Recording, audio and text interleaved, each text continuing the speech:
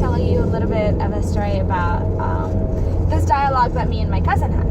So I give my cousin this book about Saint Therese, and she starts reading it. I loved the book. I thought she was so fluffy, and this is something that she's written. So, and I love the books that are written by saints themselves, because you get to see their true personality and you get to see them as a person. So anyways, so I give her this book, and midway through the book, she's like, I don't want to read this anymore.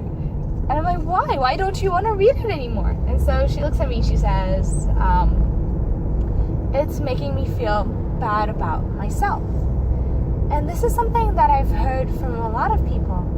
They look at these saints, or we tend to look at these saints, and we say, oh my God, this person, how could they do this? How could they live such a life? I mean, look at Saint Rafa, this wonderful Lebanese nun, Lebanese saint. She suffered a great deal. Saint Rita suffered a great deal as well. Her husband cheated on her. He was bad. He used to kill people. Her children died. All kinds of suffering went on in their life, and so they became saints.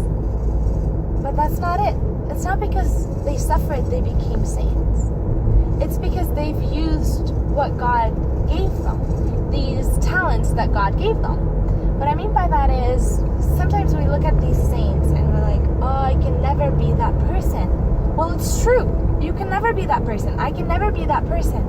Because I'm not called to be that person. I'm called to be me. But I'm called to be me with Christ at the center. I don't know if that makes sense. What I'm trying to say is this.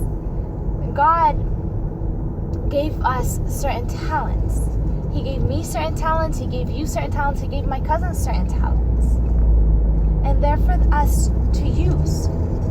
They're for us to write this, for God to write a new story, not the same story. So when we look at saints are wonderful. I love them. They're all my family. They're my brothers and sisters, but they're examples to follow. They're not exactly how my life should be like, because God is using me for a different purpose. God is using you for a different purpose. And so when you look at saints, don't look at the fact that they became saints through suffering or how fluffy they were in the case of Saint Therese. Look at the wondrous things that God has done in their lives. I mean, He took this pure little girl and He transformed her into a saint. He took Saint Rita, who suffered so much, and transformed her into a saint. He took Saint Shedbin, this hermit, and transforms him into a saint. And He could do the same with us. We just have to let go of everything and give Him our life, just like they did.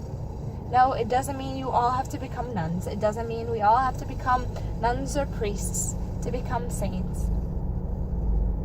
Saints are everywhere, are a variety of people. Saint Bridget, I believe, had 8 children. Saint Teresa's parents obviously had her. They had 4 girls. And so they had a family of saints. And so when you read these books, or when you look at saints' life, don't think you can't get there because they were different or they suffered more. No, it's by the grace of God. All we have to say is, Jesus, I love you. Can you be my teacher? Can you be my guide? Can I follow you everywhere? And let Him, let go, and let God. Thanks for coming on the journey.